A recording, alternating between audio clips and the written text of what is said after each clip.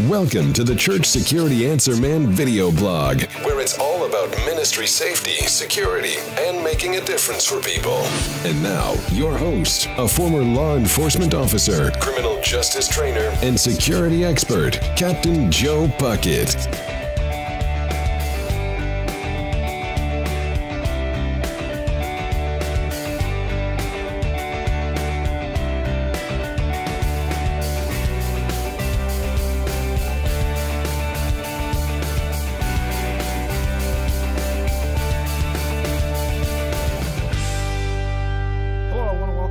Edition of the Church Security Answer Man video blog. I'm very happy to have you with me. This is a very short glimpse of the things that we try to share with you and for you in our community of church security information.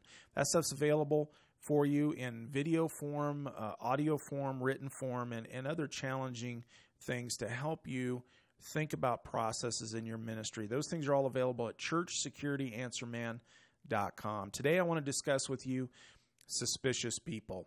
So I think it's a very important aspect to our church security, our safety. I think it should be a priority of how we deal with suspicious people.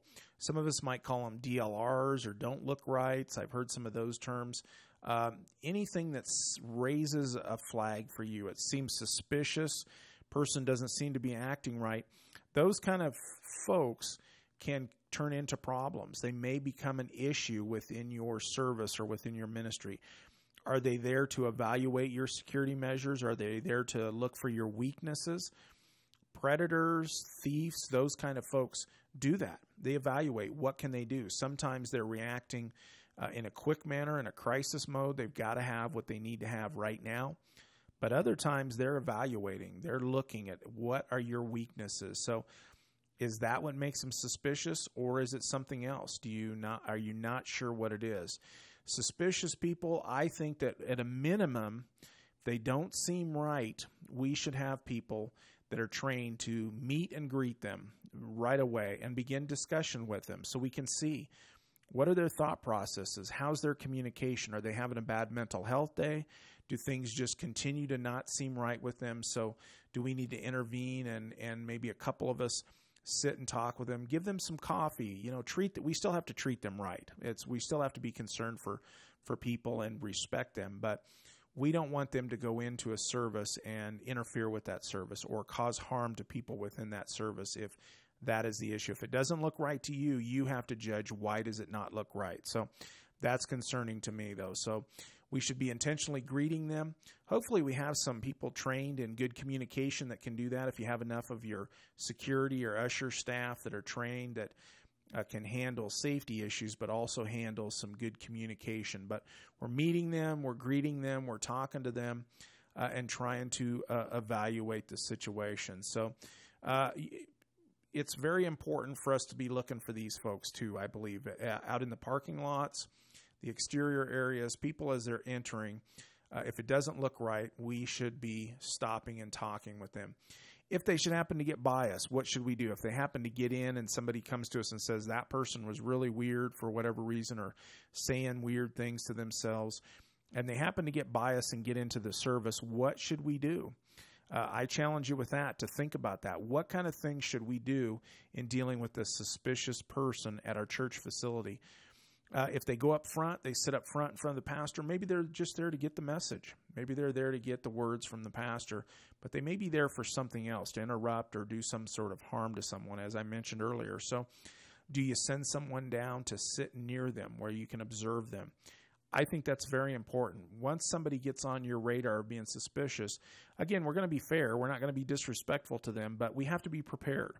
There's something that takes them out of the norm and makes them suspicious to us in their actions, those kinds of things. So at a minimum, if they get by us and they get in, or after our meet and greet session, and after we get them some coffee and we have a few moments of discussion with them, we're still not sure, but they go in, maybe that's still where we have someone that goes up to the front and sits across from them and sits between them and the pastor, or off to the side if they're sitting directly in front of the pastor, so that somebody can observe them and somebody's prepared for action. Maybe that's one or two people, depending on the size of your team or the number of people that have been trained. So the suspicious person needs to be somebody that we're constantly discussing and pre-planning. So what are you going to do in that situation? So, and I'd certainly recommend that if you're, and when we're talking about meeting and greeting people,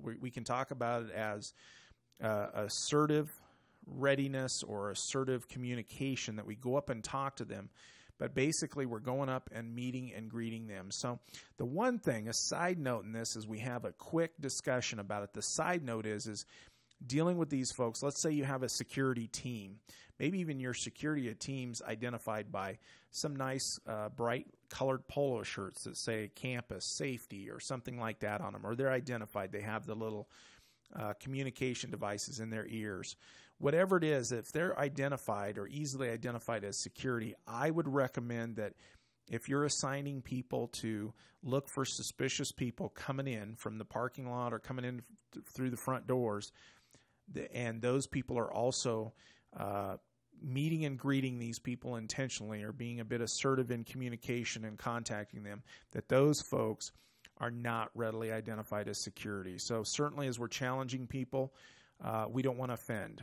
So if we have someone that's just coming in and it seems suspicious but we're wrong, which can happen, we want to make sure that we're just casually dressed and we don't look intimidating with our security shirt or some other identifying information. So one or two people may be trained to do this, and I recommend that whoever's assigned to that duty for that service is not readily identified as a security person. So safety is always important, but I think that these people oftentimes, or enough of the time, end up being someone that might disrupt the service, maybe just simply by talking too loudly or doing something else disruptive.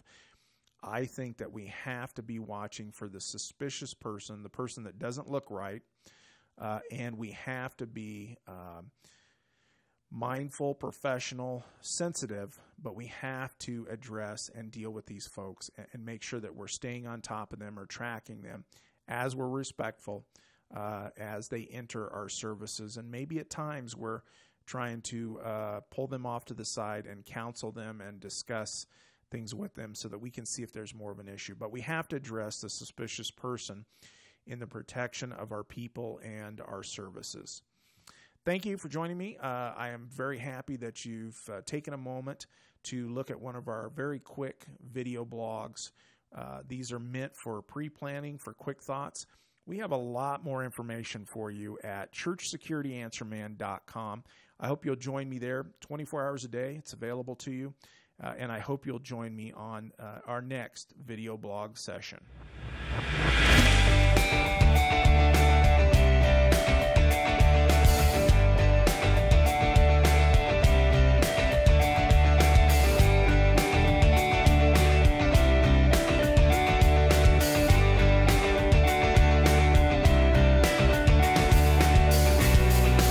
Thanks for watching the Church Security Answer Man video blog. Get more by joining us anytime at churchsecurityanswerman.com.